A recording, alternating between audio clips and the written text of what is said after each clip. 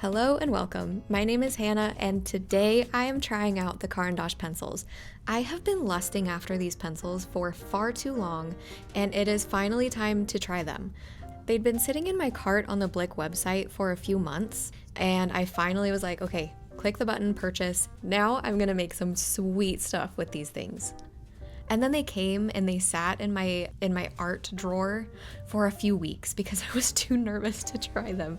I don't know what happens in my brain, but I just get so nervous to try expensive products. I'm afraid that all of the really super good artists are gonna say like, why are you using these in such dumb doodles? Because that's what I do. I'm a dumb doodler. Anyway, and then I finally was like, okay, you know what? Who cares? I'm just gonna make my doodles look really cool. So that is my mindset for today, and that's kind of what we're going to be doing. I'm just going to be drawing these creatures that I like to draw and just get to know these pencils in a very casual way.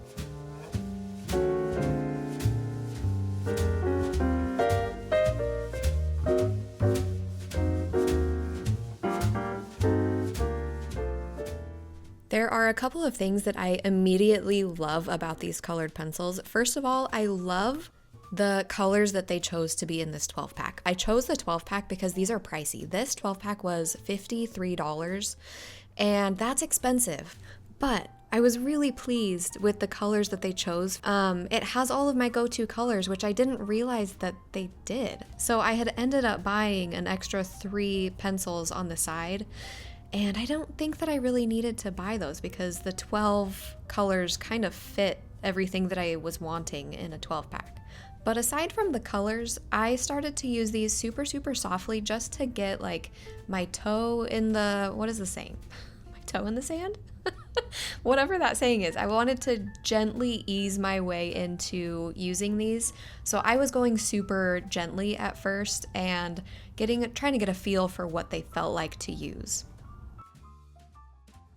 Now, a little bit about me. My favorite colored pencil is the Prismacolor Premier ones. And I have found that I really like it because of how it feels to hold it. They're kind of a thinner pencil and it doesn't hurt my hand to use it. I have tiny hands, so it shouldn't matter to most normal-handed sized people, but it matters to me a little bit.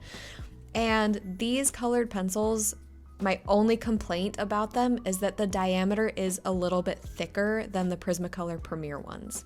And that's literally just my personal preference, and I can see why it's a good thing to have a thicker pencil because it's not gonna break as easily, but it does, like I have to shove it a little bit into my pencil sharpener to get it to, sharpen.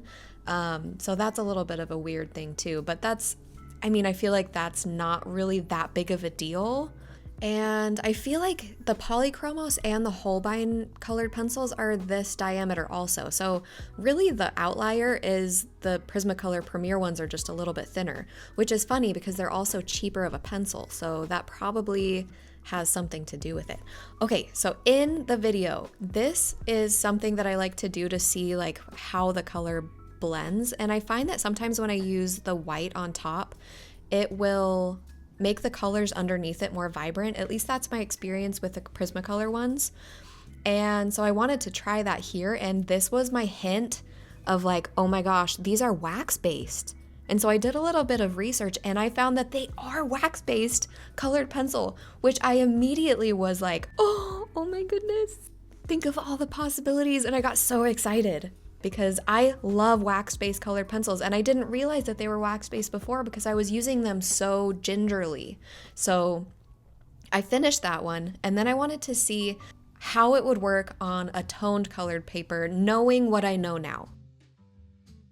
Now, I have to preface this part by saying that I waited a couple of days before I moved on to this next one because I hit a huge wall of I don't know what to draw, and I am not a good artist. I'm just having some kind of a crisis in between these days. But that's okay. It happens. We just have to fight through it. So that's what I'm doing. I decided that in order to get to know these pencils a little bit more intimately and focus on what these pencils can do, I'm going to not focus at all on creating new designs for these creatures. It's all going to be the same design for all 5 of these so that I can kind of explore the pencils without having to think about the creatures. Does that make sense?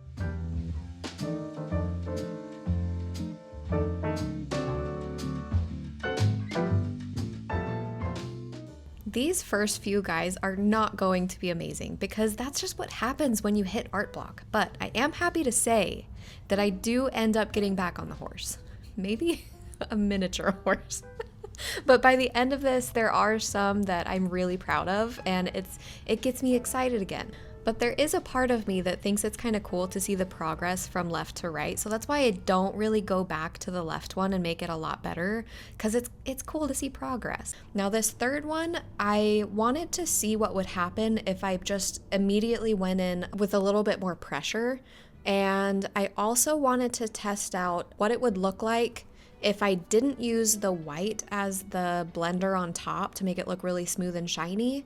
I wanted to try out that same method, but using a different color on top. So I tried pink on top as the kind of like as the burnishing color.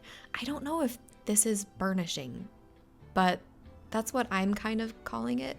See, burnishing, you can't really layer that much more on top of it, but with this one, I found that you actually can continue to use the colors on top to a degree. So maybe that is burnishing. Anyway, so when I burnished with this pink color, it picked up the blue underneath it and it stuck onto the tip of the pencil. So that's why I like to keep a towel nearby, is just to kind of use it as like an emergency, get this color off of me. So that's what I was doing, was cleaning up the thing. I'm sure that you could have figured that out all by yourself, but here we are. I also thought that it would be really fun to see what would happen if I used the white to kind of drag this dark blue color out, and it made it look like a ghoul, and I thought that was really exciting. These creatures also are starting to remind me of what is it from Studio Ghibli? The spirit where he like goes into the bathhouse with a bunch of coins and just keeps giving people coins. So up to this point, I went a little bit more intense from orange to green to blue. And then with the blue one, I was like, okay, this is too much. I don't like that. Let's rein it back and let's add some more colors very gently so that we're not pushing really hard. And then we'll add the white on top and hopefully blend out these colors in a really thoughtful way. These last 2 that I do are amazing, and I start to get really excited about art again, which is really nice because I love art, but sometimes it can be like a real pain when you feel like a turd, okay? Now, when I finished with the white, of course it's going to add some white color to it and kind of dull down the colors a little bit, which sometimes I do love. But in this case, I felt like it was a little bit too dull. It took some life away from it. So I was excited to learn that adding the colors on top, like that orange on the belly, was impactful and it worked really well.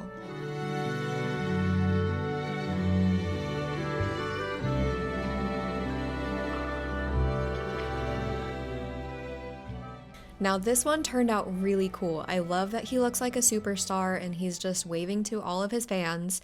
But one thing that I wasn't liking as I was looking back over these last 4 was that the outline of the face was so dark. So as I move into this 5th and final one, I'm taking everything that I learned from the first 4 and refining it a little bit more, and also taking away the harsh outline on the head. And let's see how it goes.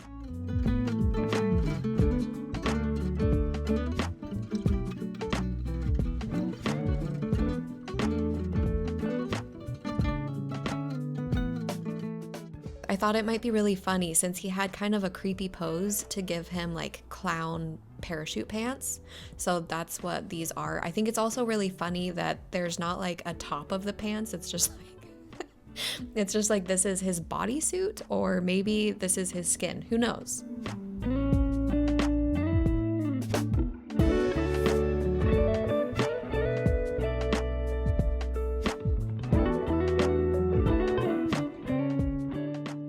Now, as I moved into this 5th one, I wanted to really lean into the colored pencil texture and not really have all of them look exactly the same with that waxy texture on top.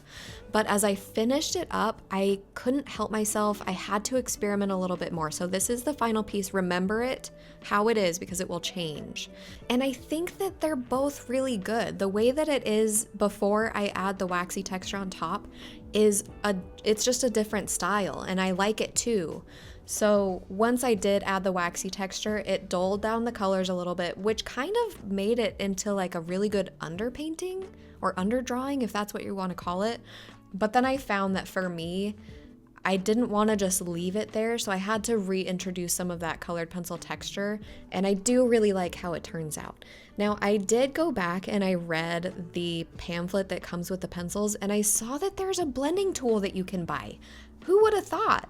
Now I won't need to use my white anymore. So I'm going to be trying out that colored pencil blender some other time. I don't have it. I'll need to buy it some other day. But for now, this is what we created, and I really love these pencils. My only complaint is that they are so thick, which is not really a complaint at all. It's not a normal person complaint. It's a small-handed complaint. Anyway, so thank you so much for watching, and I will see you in the next one. Toodaloo.